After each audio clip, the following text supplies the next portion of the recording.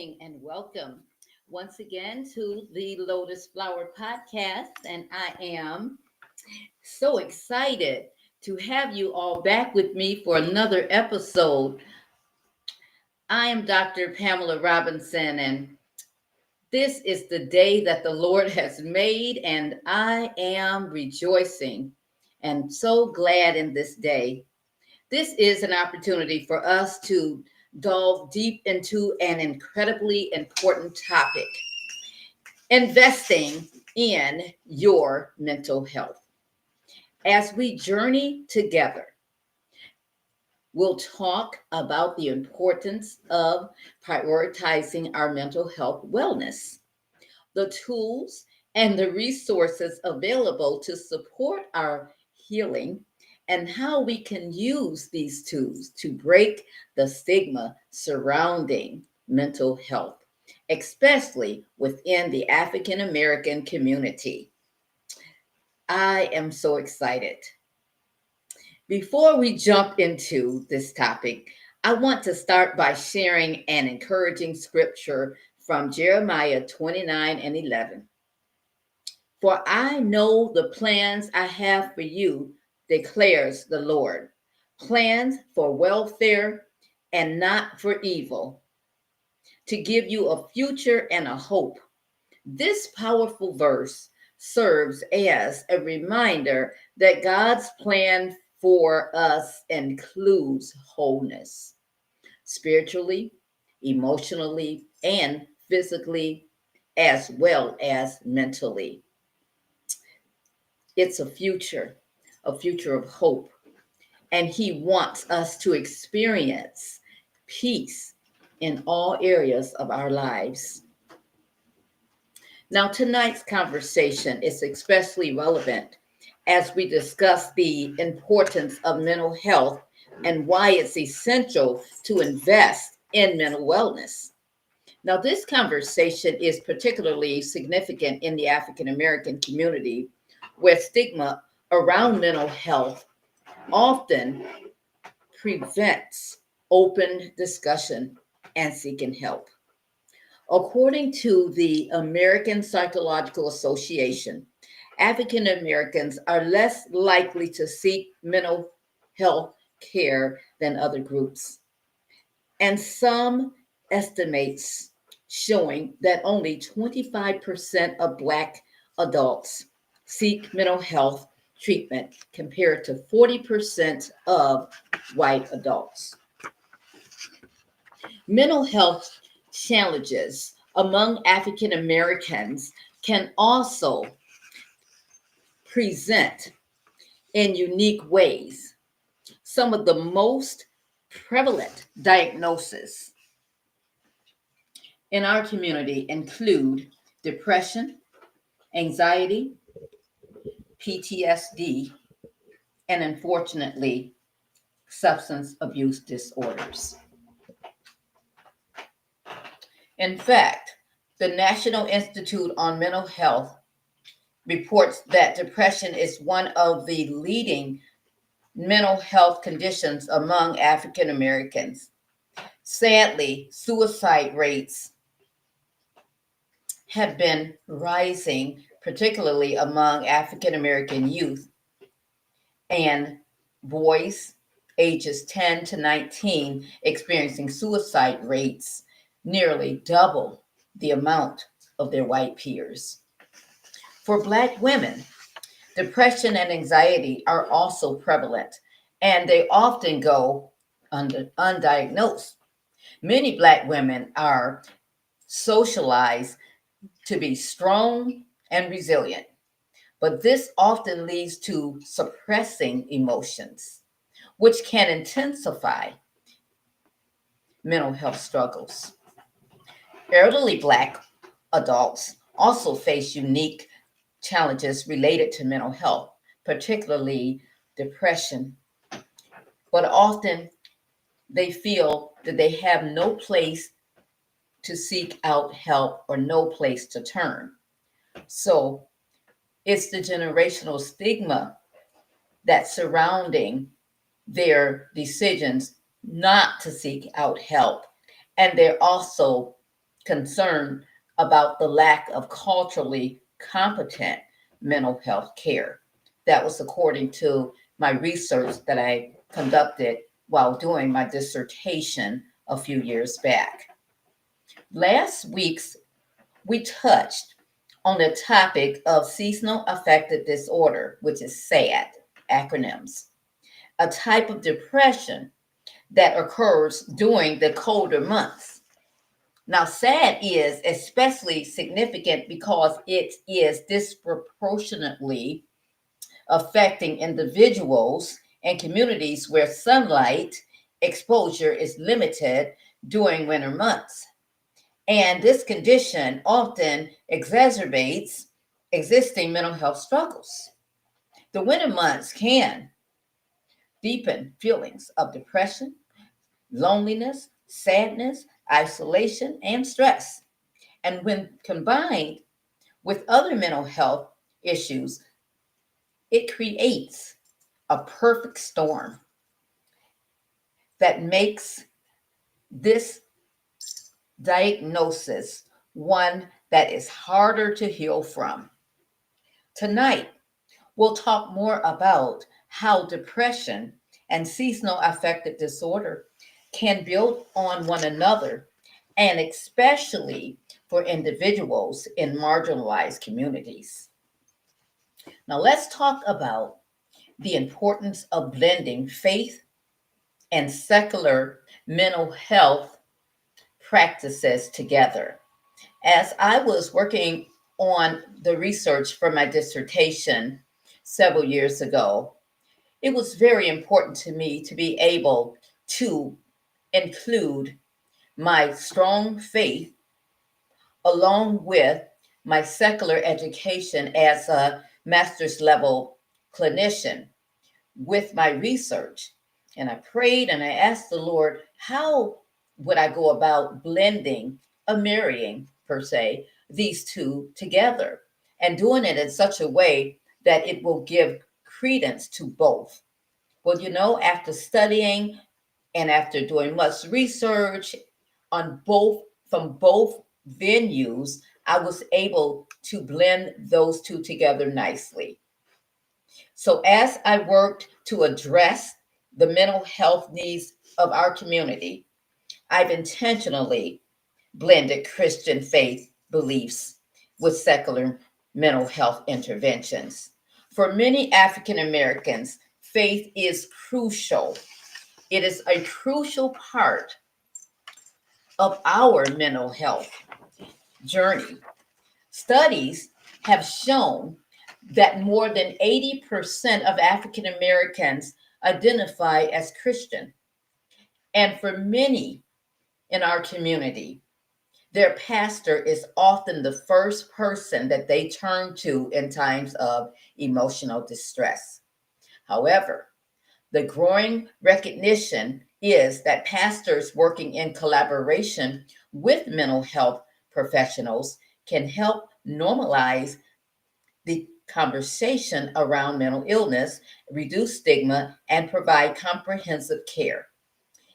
In my dissertation, I've explored this concept in depth, discussing the importance of pastors, mental health professionals, and a person's family support system coming together as a collaborative team. This holistic approach helps to ensure that mental health struggles are addressed in a well rounded, supported way. My book, The Color of Hope, delves deeper into this topic, urging us to look beyond the simple advice of just pray about it. When mental health struggles arise, prayer is, of course, important, but it's not always enough. We must be willing to seek additional help, whether from a therapist, counselor, or other mental health professionals, without feeling guilty. Now, I would like to now invite you to join me as I share some of the products that I've created to support your mental health wellness. These tools are not just for purchase. They are resources that can help open conversations, and they can help you to provide the emotional support for yourself, your loved ones, your parishioners, those that you counsel, your neighbors, whomever you may know that is struggling with a mental health disorder. These products can encourage healing. Now, tonight, tonight I have, tonight I have some of these products with me here in the studio. And I love to show you how they work and why they have been so beneficial. Why do they work? And why have they been so beneficial? So I'd like to take a moment and I'd like to pause and I'd like to show you some of the products. And I'm thanking and praising the Lord that He has allowed me to be able to utilize all of this knowledge and all of the resources. And I'm doing this because it's broad. It's broad because the Lord, He's not only allowed me to tap into the areas in the secular arena from pursuing a bachelor's in social work and then a master's in social work. He also allowed me to go into the faith-based arena where I pursued a MDiv, which is a master's of divinity, and I pursued a doctor's of theology. And I'm grateful for that. Some of the products that I created, I made sure that they were culturally affirming products, meaning that the products, I made sure that they represented African American people. Why? Because there have been times in my tenure as a mental health therapist and as an ordained elder that there were very few products out there that were available that looked like the clients that I was serving. So I'll start with this. In the box here, this is a box of my culturally affirming flashcards. And so this box is nicely packaged. It comes in black, white, pink, as well as purple. And so when you get the box, it'll be packaged this way, and it will have this cushion here in the box to keep it from sliding around if I have to mail it over to you. And then these are the flashcards. I won't go through all of those so that we'll be able to honor the time on the podcast this evening. But this is the first flashcard. It's the title card, and I hope you can see that. It says, Blooming with New Coping Skills, Emotion Regulation Flashcards. Now, as you can see on the front of the card, it has children from all different races, cultures, and backgrounds. I made sure that those children were represented here. Now, on the back of this card, it says everyone needs to be able to cope with life's emotions and stresses in healthy ways. Childhood is a wonderful time to learn to cope with and manage life's ups and downs. If children have good coping skills, they will get along better with others. They will more easily make friends and connections. And as adults, they will be resilient when life happens and challenges occur. So sometimes children need more explicit instructions to help figure out what words that they need to use when they're distressed. And sometimes they don't even have the words to tell us what's going on.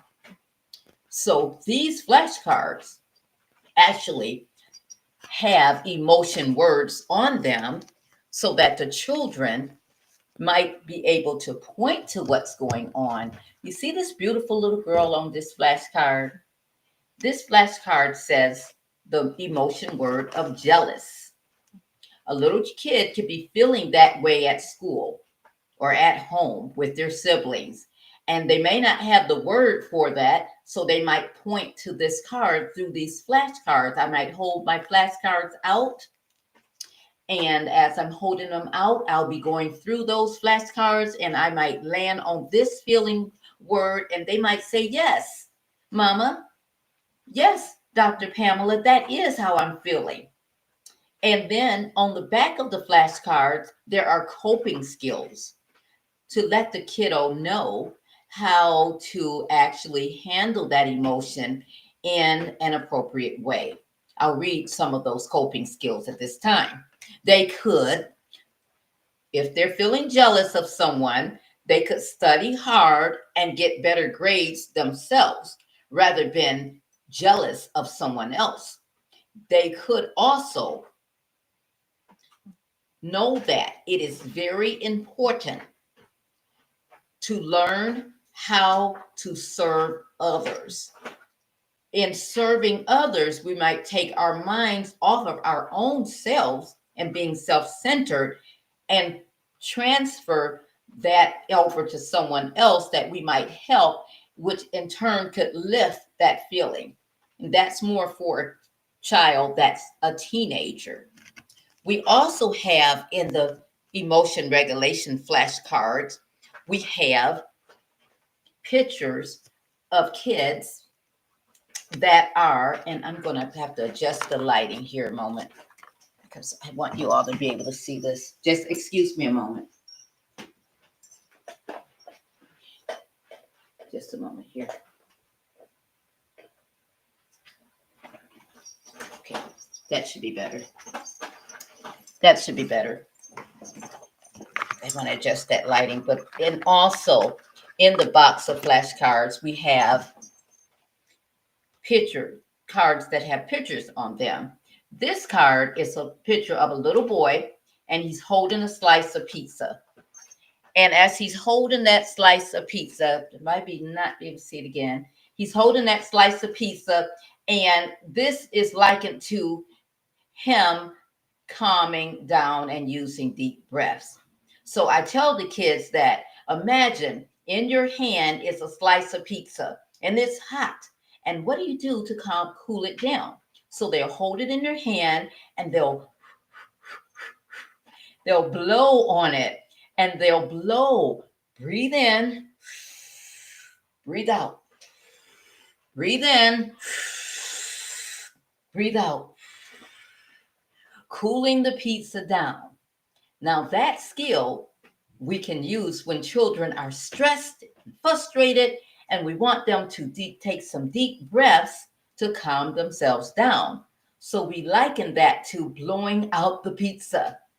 There are also flashcards here that talk about anger and how anger looks explosive. You see, these children, they're very angry. A kiddo may not have the words for this particular emotion, but when I go through the flashcards and I will point to this particular one, that kiddo would say, "Yes, Dr. Pamela, that's exactly how I'm feeling. I'm going to explode.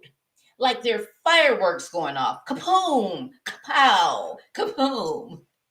And in doing so, that can help them to begin the conversation with me, with their youth pastor, with their mother, with their counselor, and letting them know how they're feeling without actually having that initial word. I'm going to do one more card. This card says sarcastic. That kiddo could be feeling that way. And as I'm going through the flashcards, like I'm holding them up and I'm going through them, And the kiddo might say, Dr. Pamela, I'm feeling that emotion right there. And as I say, well, tell me more. They might go into it and we'll talk. And after talking, we might find out that there are coping skills that that kiddo can use to help themselves feel better and deal appropriately with that emotion. I might say one coping skill is you can think before you speak. Another coping skill could be use humor to release the tension that you feel. Another coping skill is this: create a calm down kit. Fill a shoebox with items such as a stress ball, lotion that smells very good, things that make you happy, some Play Doh, a fidget spinner. Fill it up. And when you're feeling sarcastic, get out that box and use that stress kit so that you can change and reframe that emotion.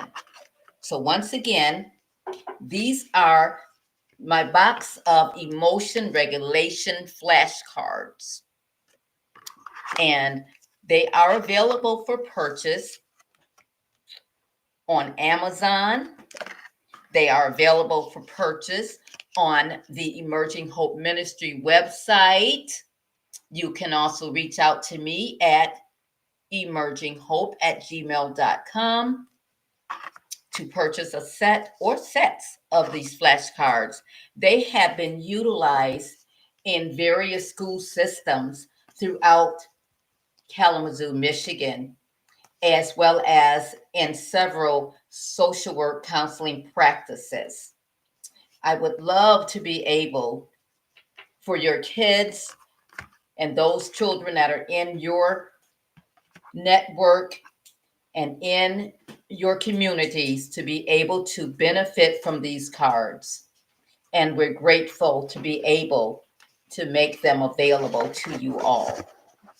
Once again, these are the Blooming with New Coping Skills Emotional Regulation flashcards to help those children be able to express those really big emotions that sometimes they just may not have the words for. Also, these flashcards are not only for children, but they are a tool that adults can purchase to keep in your offices, at your church.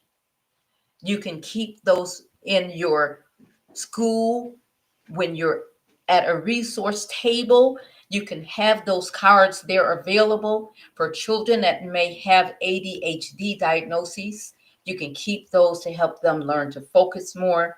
You could have those cards with you when you just want to have game night with your children at home. You might take out those cards and you might have game night. Make it into a fun time of discussing coping skills. These cards are especially important because they allow the children to connect with the images, especially Black and brown children. I've used cards by my designer, and I asked that designer to make sure that those skin tones and facial features are culturally affirming. As I stated when I first started, many times throughout my tenure as a mental health therapist and as an ordained minister, I've not found many products that were made that looked like the people that I was serving. And so these products are very affirming to them. Now, additionally, I have created and written the Blooming with Hope Parenting Educational Manual. This manual has been valuable because it has helped families understand how to address mental health issues within their homes. These products are helping to break down the stigma of mental illness by making it easier to talk about and to address these issues in a culturally affirming way. I'll show you now the Blooming with Hope Parenting Manual.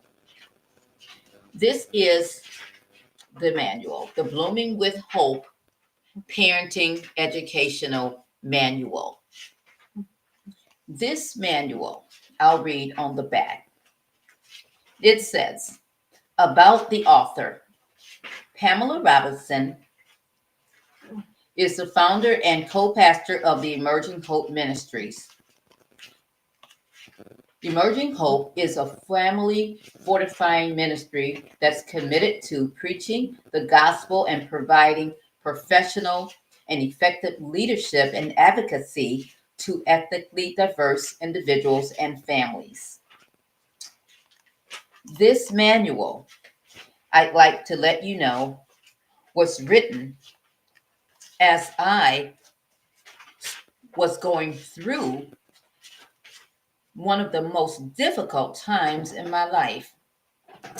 Many years back, way back in 2002, I went through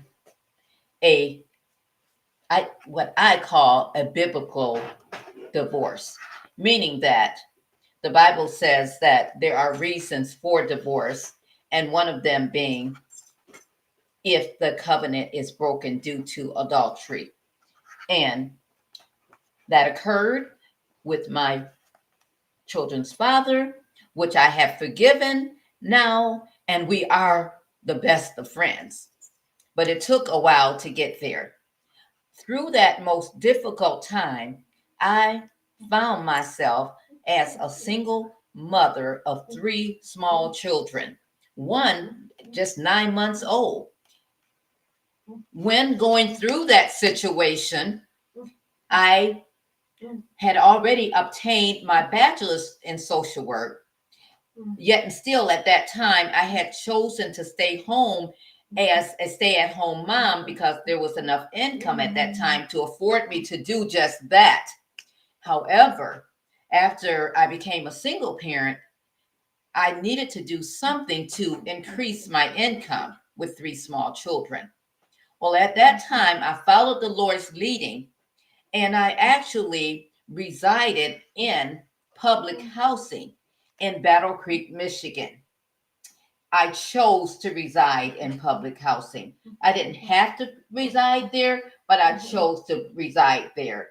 And I want you to know that I'm affirming public housing in some settings. It isn't always what people set it out to be.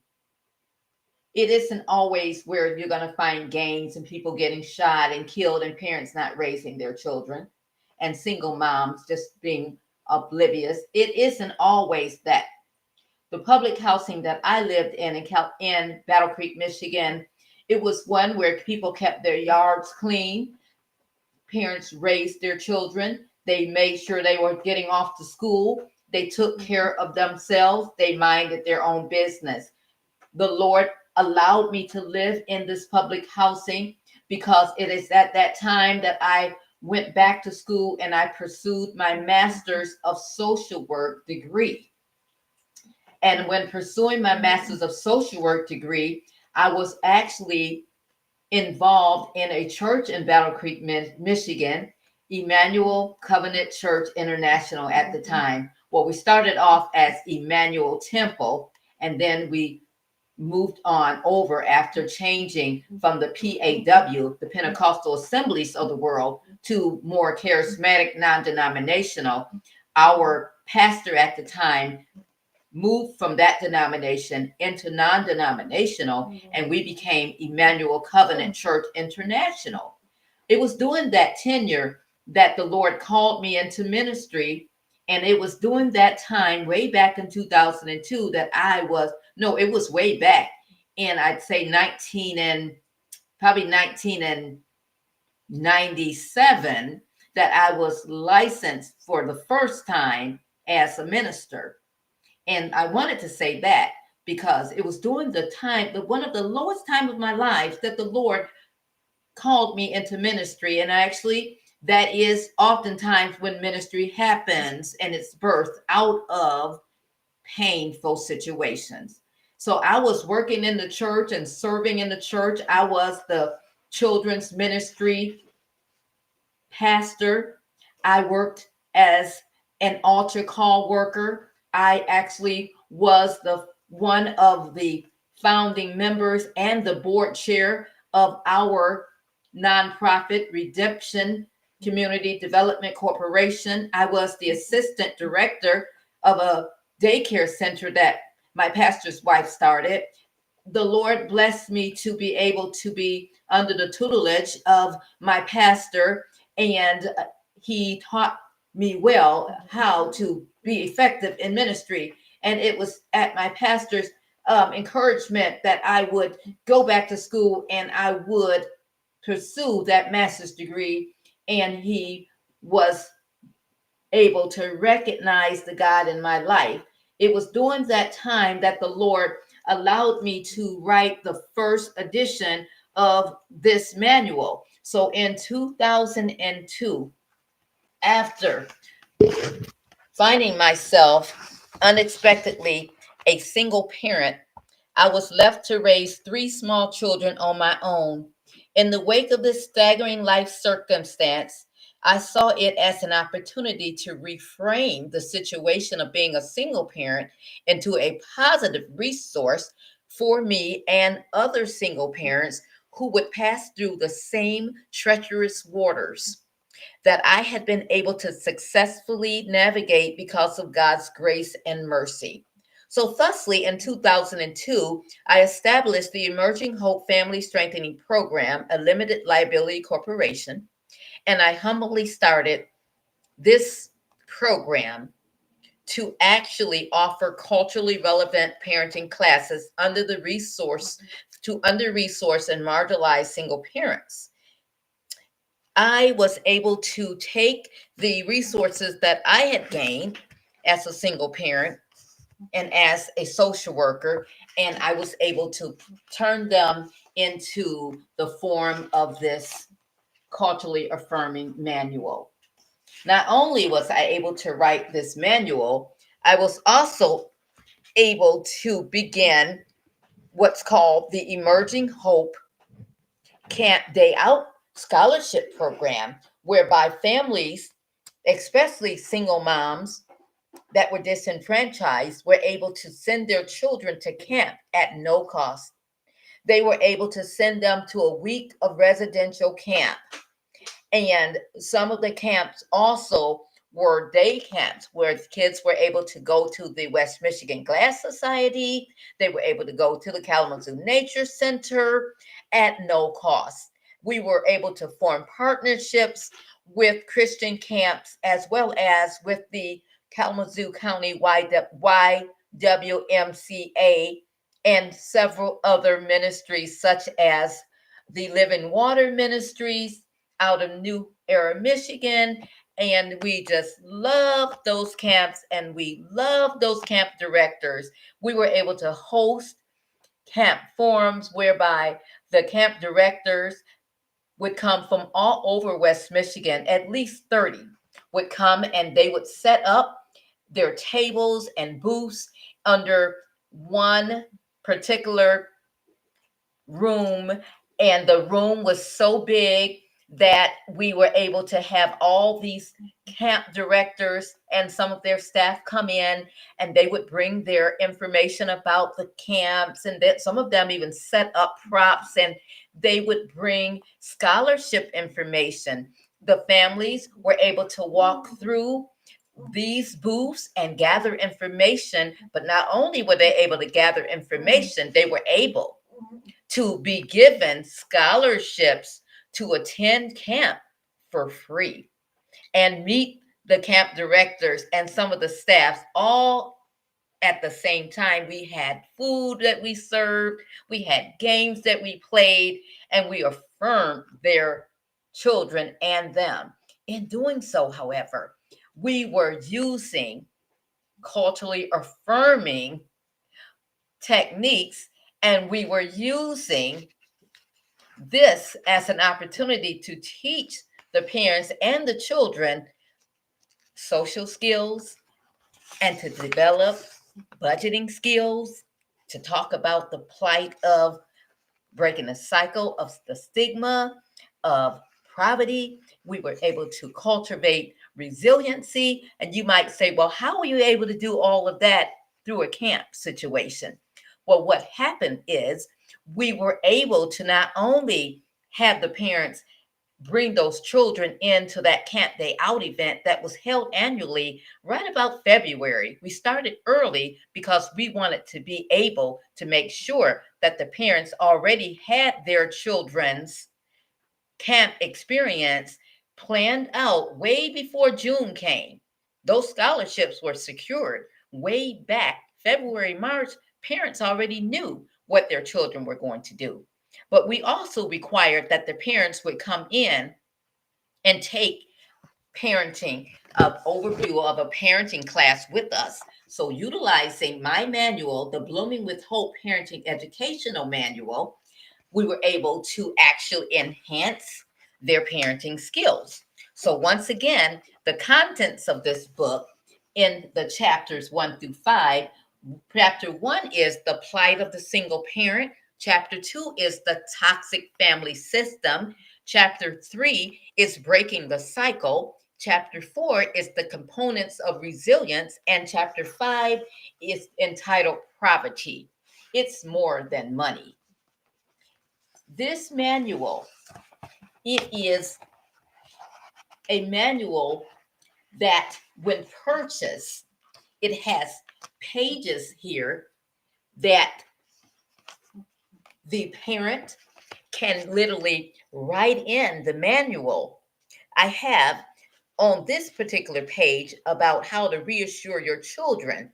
It says tragedy can rattle our sense of safety and our children's sense of safety.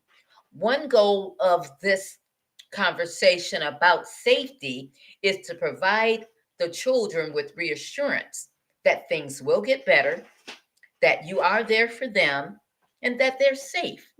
And then down below, I asked the parents in this manual to write a sentence that would say to their child how they will reassure them that things are getting better. Also, in this particular manual, in this chapter, there is a question that says, what is it like to grow up in a healthy family? So we actually challenge parents to think outside of the box. There also in this particular manual, there are resources that talk about role models and why good role models are significantly important in a child's lifestyles. And we talk about the difference between positive role models and negative role models. Also, in the book, there's a section that talks about resilience and how resiliency is an ongoing process, and how to appreciate resources, and how to celebrate successes, and how to reframe some stresses to allow that this overwhelming feeling that that current stressful situation can have, reframe that into something that's more positive. And so it will be seen as a resource instead of something that's subtracting away from the child's life. Resiliency. There are also poems in the book. There are also in the book children that are telling the story of how it feels to be resilient, how it feels when someone believes in them, when someone can actually wake up that voice that's inside of that kiddo that's laying dormant and they don't have a name for it, but they're scared to bring it forth because every now and then it peeks its little head up, that strength that they do have. These children are talking about in the manual what it felt like when they went off to camp. And one of the camp directors was able to recognize a hidden strength and bring that hidden strength into fruition. Yes, this is a working manual. The manual also talks about the importance of being able to recognize generational poverty and to be able to recognize how and what is needed to escape poverty. This manual also talks about in chapter 5 that poverty is more than money. In chapter number 5, and you can't really see it, but I'll just read it. It says, where justice is denied, where poverty is enforced, where ignorance prevails, and where any one class is made to feel less than in society, then this robs people of their ability to actually escalate and actually gravitate and move into the upper echelons of society. That quote was by Frederick Douglass. Another quote by Martin Luther King Jr. says, our lives bring to the end the day that when we're silent, we're not helping, but our lives bring out resiliency when we begin to talk about what's bothering us and we begin to shed light on those things. Poverty is more than money. We talk about when one is in poverty, educational resources are needed in order to move them from one class system to the next. We also talk about the different types of languages that are needed when knowing how to talk in different situations and in different settings. So we talk about when I may be in a setting with my family, I can use a language that is a little bit more lax. It doesn't have to have words that are going together. I don't have to have all of my pronouns correct. However, when I'm using conversation and language in a setting where I'm going to go out and get a job and I'm sitting there for an interview, I've got to know how to speak correctly. I've got to know how to use the correct pronouns. I've got to know how to dress appropriately. I've got to know when to look the person in the eye, how to shake their hand. So these resources are taught in this manual. We also talk about in this very same chapter the importance of support systems such as family, friends, loved ones, church systems, school systems, mentors to learn coping strategies from. We talk about procedural self talk, meaning talking and encouraging yourself and saying to yourself positive affirmations that I can do this. I am better. I am more than a conqueror through Christ that strengthens me. I get up in the morning and I look in the morning in the mirror and I say, this will be a good day because you are in it. You got this, I'll tell myself. And I have taught people and parents through utilizing this manual. There are also cognitive resources that are needed to escape poverty, such as verbal tools and vocabulary and grammar, spatial orientation, meaning that we've got to be able to understand what we hear and how to utilize what we're hearing in a productive way.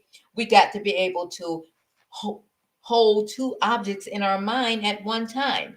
I've got to be able to think critically.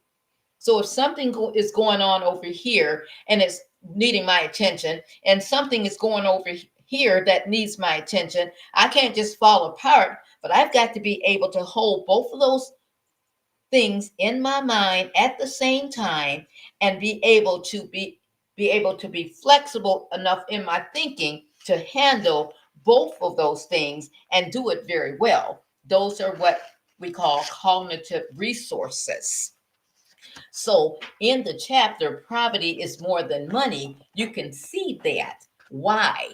Poverty is more than money because we've got to know how to navigate life situations, and then we can matriculate up into the higher echelons of society. This manual, once again, blooming with new Blooming with Hope Parenting Educational Manual. It's available for purchase on Amazon.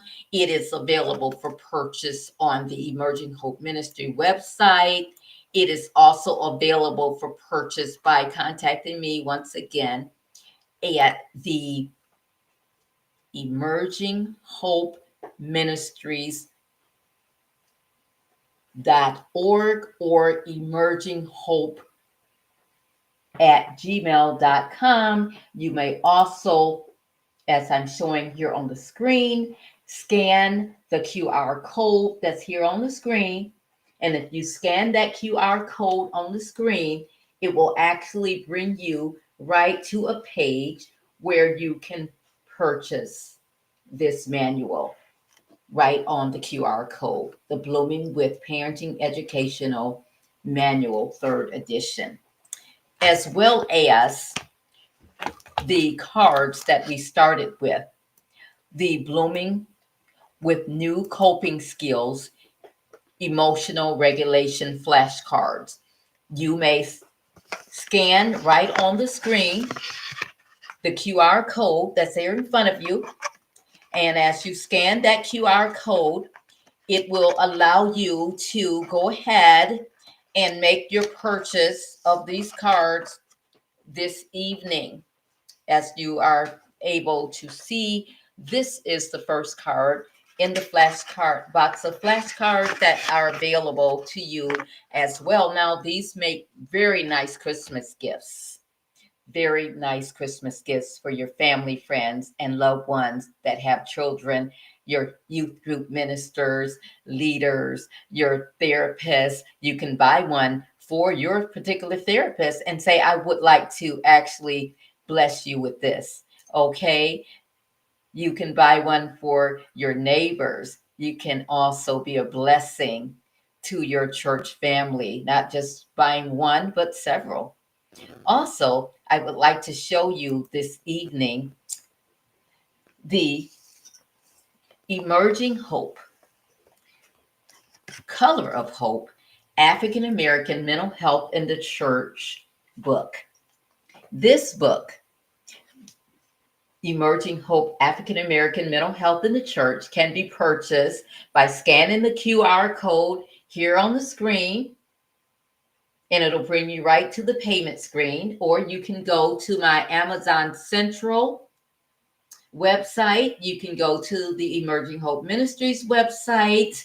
You can purchase it on my Etsy shop, or you can purchase it once again by reaching out to me via email at emerginghope@gmail.com. So I'm ringing my bell a little bit. This book, as I stated, it was extrapolated from my dissertation. So several years ago, the Lord allowed me to go through a doctoral program where I was able to write an award-winning dissertation that has been published on ProQuest, one of the leading scholarly databases. My dissertation was selected from my cohort in my school, the former Apex School of Theology, as one of the top dissertations. And I am not bragging, but I'm thanking and praising the Lord for allowing me to be able to produce a product that was excellent. I'll show you that product here in a moment. But this book, Blooming the Color of Hope, African American Mental Health in the Church. I want to read, first of all, who the book was dedicated to because it just means so much to me. It says, to my parents, Willie Clarence and Bessie Mae Heyman Sr., thank you for teaching me to believe in myself, in God, and in my dreams. To Emmanuel and Laura Mae Sanders, my maternal grandparents. Your history is remembered in the laughter and tears of your children and their children's children. It is in me that your legacy and that your love and sacrifices continue. Also, it was to the loving husband at the time, my late husband, Reverend Dr. Curtis Robinson Sr., for always encouraging me to go on every adventure, especially this one. It said, "You are someone that I trust, someone I can be myself with, and someone that I can always depend on." And that was written to my late husband, Reverend Dr. Curtis L. Robinson Sr. Also, book was dedicated to my children, Andrea Latrice, Jermaine Maurice, and Carmela Denise Harris. They never gave up their enduring support and encouragement on my behalf to help me pursue my dreams. It was also dedicated in the memory of my beloved big brother. I would call him the Big Cheese. I love my brother, Minister Willie Clarence Heyman Jr. We called him Will. That's the country name. We called him Will, and we teased him. We called him the Big Cheese as well. He was the light of our hearts, and his guiding light and his infinite encouragement, constantly encouraging me to pursue my dreams, will never be forgotten. You know, even when the Lord had him on his bed of transition as he was fighting a battle with multiple myeloma, the Lord allowed him to encourage others, even through that battle. He still was encouraging me to complete my doctoral degree at that time. I was in the middle of it, and he was encouraging me even on his bed of transition. And I'm so thankful for my big brother. Also, this book was dedicated to my very first grandchild, and he brought so much joy into our lives. And we are so blessed to be able to dedicate this book to the memory of those that have gone on and to the memory of those that are yet here. Also, the book has a table of content. In the table of contents, there are the acknowledgments, the foreword, the introduction. Chapter 1 is entitled, I Am Out of Place. Chapter 2 is entitled, Hidden in Plain Sight. Chapter 3 is entitled, The Black Church, a Change Agent. Chapter 4 is entitled, Facing Unique Challenges. And chapter 5 is entitled, Mistrust. Chapter 6 is the culturally affirming mental health model.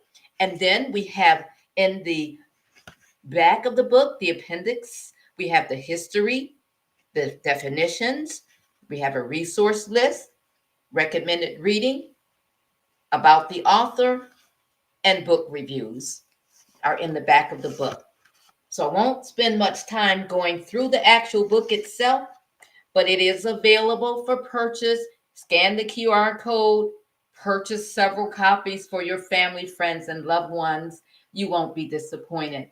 It's also available on the Emerging Hope Ministry website, once again, on the Lotus Flower YouTube channel. It's available through the Amazon.com, also through my Amazon Central website.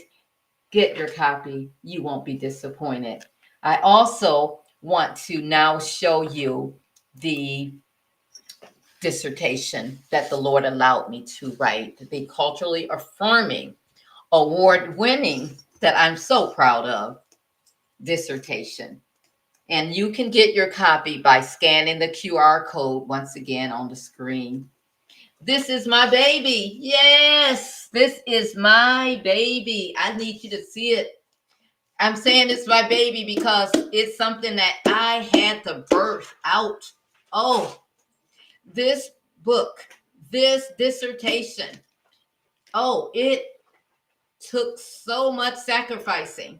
I'll tell you. Whew, I have to take a breath. 3 long years of research, 3 long years of working with an amazing cohort of students that were in my doctoral class. 3 long years of working with outstanding professors at the former Apex School of Theology in Durham, North Carolina. 3 long years. Oh Lord, that was one of the best times of my life, but it was one of the times in my life that cost me so much. I had lack of sleep. There were times that I felt I was going to turn into a zombie, I tell you, because I was actually having to spend just that much time researching, in addition to working very part-time and taking care of the family. I was a married woman at the time, taking care of my spouse. I was in ministry at the time. Well, we had our own grassroots ministry, as well as serving as associate ministers at a church in Kalamazoo, Michigan, under the tutelage of a wonderful pastor that allowed me to use the church that we attended at that time, where we were associate ministers. The school that I attended, the Apex School of Theology, they required that our dissertations, the foundation, was actually at the actual church that we were a part of. So we needed to get the blessings of our pastor to be able to utilize that church family and the resources to begin to write out this. So in doing so, I was allowed to preach 3 sermons at the church. I was allowed to pass out surveys at the church. I was allowed to actually do several focus groups at the church. I was allowed to actually host workshops at the church. I was allowed to actually take the church history and write it here in the book, which is my dissertation. And I'm so grateful that through it all, the Lord brought it to fruition. Grateful. My wonderful doctoral chair, Dr. Luchar Wallace, if you're watching, you are a godsend. I'll never, ever forget all that you did for me. You would come to my home after you had left work as a professor at Western Michigan University. A long day of work. You would come to my home. We would sit on the floor and you would show me how to actually do research using the SPSS program. It's the statistic program to extrapolate the data that needed to go into this research. Thank you. Thank you all that had a part in this. This culturally affirming dissertation, yes, it is a resource that oftentimes your layperson just doesn't pick up and read a dissertation because it has so much research in there, tables and graphs and things of that nature. So that is why the Lord led me to extrapolate the information from the dissertation and write The Color of Hope, African American Mental Health in the Church. And after I wrote that dissertation, I was able to pull that information out into this book. So it's more in layman's terms. And so it is available once again by scanning the QR code. You can also purchase it on CoralQuest. It's a scholarly database. I would encourage those of you that are actually doing some research centered around African Americans with mental health to get this, because this will help you with your research.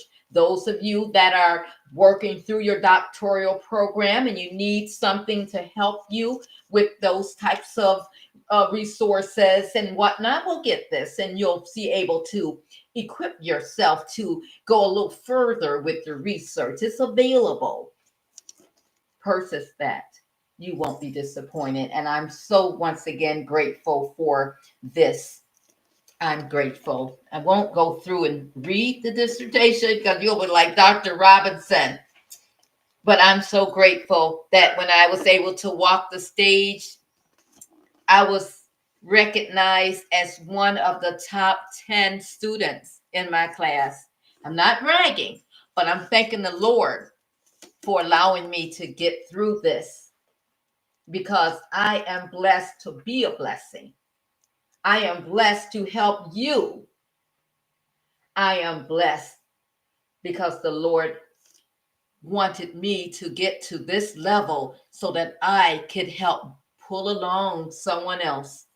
I have mentored and am mentoring several people, even as we speak. And I have had several of my doctoral cohort members on the podcast sharing about their experience as well. I have next week one of my cohort members that he'll be coming on, and he'll be sharing about how he took his dissertation and he extrapolated the information and the content and wrote a book as well. So I want you to be sure to tune in next week as Dr.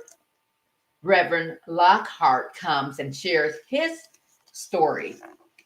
Now, I also want to show you some other products that we've created. And one of those products is we have also been able to work with a designer to create some products that you can utilize when you're at work. For those of you, especially now that I am working so many long hours counseling as an outpatient therapist that I absolutely love, I have found myself drinking more and more coffee. So I'm going to show you this coffee mug. This is an accent mug. On the mug, I hope you can see that it has the Emerging Hope logo on it. Emerging Hope logo on the front of the cup.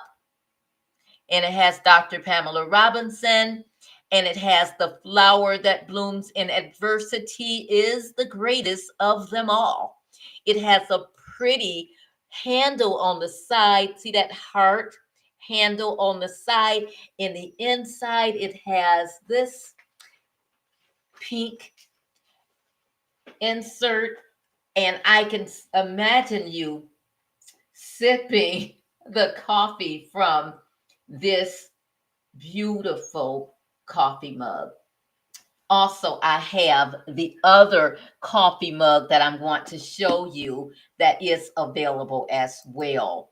This coffee mug is a ceramic coffee mug that's available to you, and it is here, and it has also a logo on it, and it has a plain white insert, so it isn't pink. So if any men out there, although real men can wear pink as well, so if there are any men out there that don't want to have maybe this pink mug with a pink handle, pink insert, you can purchase that white mug, or you can purchase this for your significant other. Hey, yes, you can. So those are the mugs. Also, I'd like to show you something that I'm sure many of you that are pet lovers will absolutely fall in love with. We have some pet hoodies. The pet hoodie actually has the Emerging Hope logo right on the back of that hoodie. So your dog can run around with the Emerging Hope lotus flower logo right on his garment. And I tell you, the dog would be styling and profiling. So be sure to scan that code, because yes, We're almost there. We're almost at Christmas. It's knocking on our door, but it still isn't too late to purchase those Christmas gifts. So go ahead and purchase one of these pet hoodies for that Poochie Poo in your life. I'm sure he or she will love it. My dog Ultra has one and she just struts around in it. She loves her hoodie. I also want to show you this. I have unisex t-shirts available. This unisex short sleeve t-shirt is available for both men and women.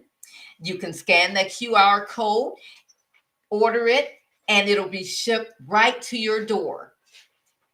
The right size, the right fit, is cotton. It feels good. See, it fits nicely. Now, this is the women's shirt because it has that V-neck, but I also will show you the men's shirt here, and it's more of the unisex shirt, and it has the rounded collar available. This can be purchased by scanning the QR code, by going to my website at emerginghopministries.org, by going to Amazon, my Etsy podcast shop, reaching out to me once again at emerginghope@gmail.com. Purchase that as well.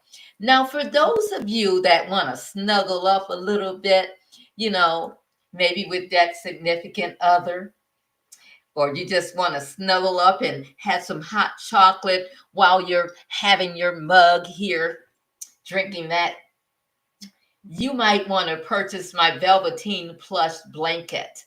My Velveteen Plush blanket, it is available here on the screen by scanning the QR code once again. And as you can see, it has the logo that's right behind me as well for the Lotus Flower podcast on it. And that logo will be right there so that you'll always remember to watch the Emerging Hope Lotus Flower podcast, where you'll be equipped and empowered to live your very best life. Purchase that as well. Now, for those of you that absolutely are needing the perfect gift for that special someone in your life, I want you to know that I also have available the soy scented candle. This comes in a multi-size amber jar, as you can see in front of you. And oh, it smells so good. I was burning one earlier this evening in my downstairs above my fireplace mantle. And do you know, it had the entire living room smelling so good. This candle is guaranteed to burn for up to 30 days. Purchase that candle. It has on the front the Emerging Hope Lotus Flower podcast logo, and it has the flower that blooms in adversity is the greatest of them all. And in doing so, you'll be helping to eradicate the stigma of mental illness. Now, you might not get out there and advocate and work right in the trenches like we did when we were actually participating in 5 years of 5K walks with the National Mental Health Alliance in Kalamazoo, Michigan, with our friend, the executive director of NOMNI of Michigan, Mr. Kevin Fisher, and his wife, Sonia. We were able to participate for 5 consecutive years in 5K walks, our ministry, Emerging Hope Ministries, as we were able to help to raise money to eradicate that stigma of mental illness. And so we're so grateful to be able to once again show you these products this evening. I have one other product that I would like to show you this evening, and this is my decorative ceramic ornaments. How many of you have that beautiful Christmas tree up already? And how many of you that Christmas tree is like, jingle, jingle, jingle? You see all the bells that's jingling? And it's really glistering and it's sparkling. but it's missing something. It's missing my decorative ceramic ornament. These come in a pack of one, a pack of three, or a pack of 5 pieces. And it has on it, it's round and it's really, really pretty. It is made of ceramic and it's shiny. But most importantly, in the center, it has the Emerging Hope Lotus Flower Ministry Lotus Flower Podcast logo that you can hang on your tree. And every time you see that logo there, and every time it actually is displayed on your beautiful tree, you'll be thinking, I'm helping to eradicate the stigma of mental illness. So be sure to purchase that. Scan the code, purchase several, purchase a set of 5, purchase 5 sets of 5. Share with your loved ones, share with your neighbors, share with your social media network, share those with your church family. You will not be disappointed. I want to once again share that I want to encourage someone this evening with some closing thoughts that investing in your mental health is an act of self love. Just like a garden needs care, attention, and nurturing to thrive, your mind and spirit need the same. It's essential to take the time to prioritize your mental health well being, whether it's through therapy, through counseling, through prayer, through fasting, through being slain in the spirit, or just using these practical tools that I've created. This will help you to take charge of your mental health, and it will help you to help others take charge of their mental health. And most importantly, it will help us all as one to eradicate the stigma of mental illness. I also want to wish you all a Merry Christmas and a Happy New Year. I hope this season brings peace, joy, and restoration to you and your loved ones. Remember that mental health is just as important as physical health, and seeking help when you need it is a step toward healing and wholeness. Be sure to check out my books, flashcards, and other products on the Emerging Hope Ministry website or through my Amazon Central page. You may also find them on my Etsy Lotus Flower Shop, on the Emerging Hope Ministry website page, at the Detroit Book City online bookstore, at the Michigan News Agency in Kalamazoo, Michigan, and on Amazon, or at my Amazon Central authors page. Additionally, my books are available for circulation at the Kalamazoo Public Library in Kalamazoo, Michigan, and at the Wake County libraries throughout Wake County. You can check these books out at no cost to you, either in person or online. And they will soon be available in the library of my church, Wake Chapel Church in Raleigh, North Carolina.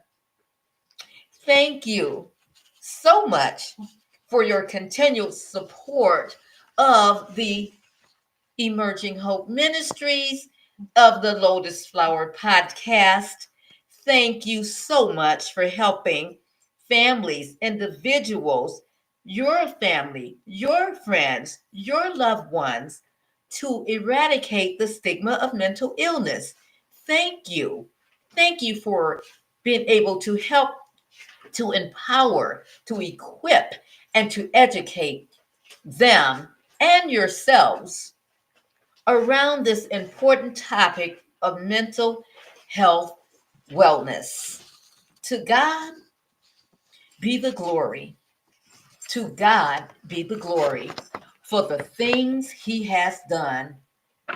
Oh, taste and see that the Lord is so good and his mercies endureth forever. If it had not been for the Lord on my side, where would I be? Where would I be? I am grateful.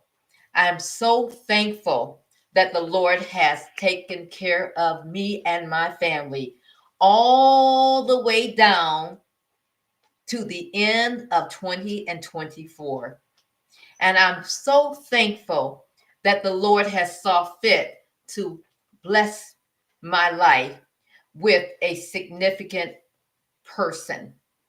And I'm so thankful for the Lord allowing me to be able to open my heart again to another significant relationship. And I'm thankful for that.